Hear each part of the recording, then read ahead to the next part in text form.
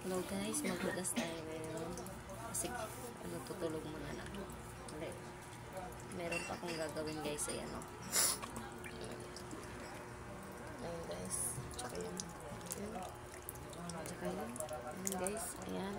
So ngayon, tapusin natin. Kasi kanina nagising yung baby ko. Kaya ngayon, tapusin na natin. Gawain natin guys. Asan na ba yung guys?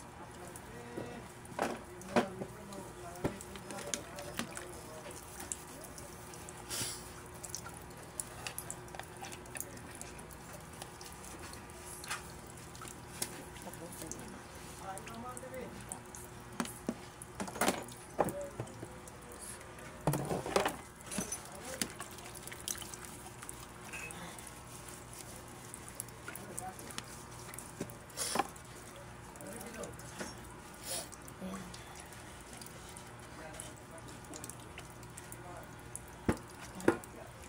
Hirap talaga guys kapag meron kang mga anak, lalo na 3 guys, di ka makakilos kung araw kasi kailangan alagaan talaga kasi sobrang kulit na.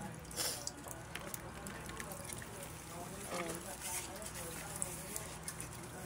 Kaya ito oras ko gabi,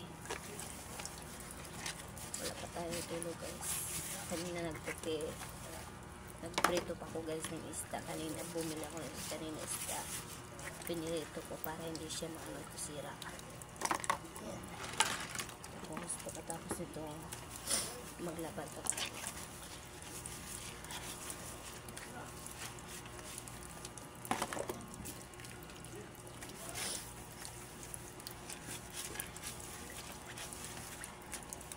Mga plastic lang guys ang ang pinggan namin dahil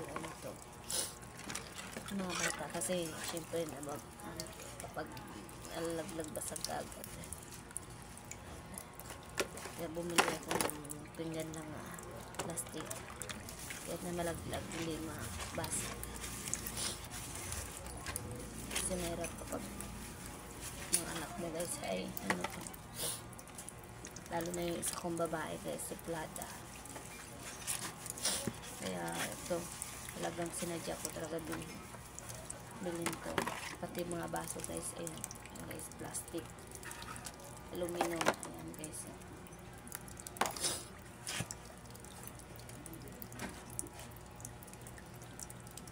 Bakit to guys, di ko na to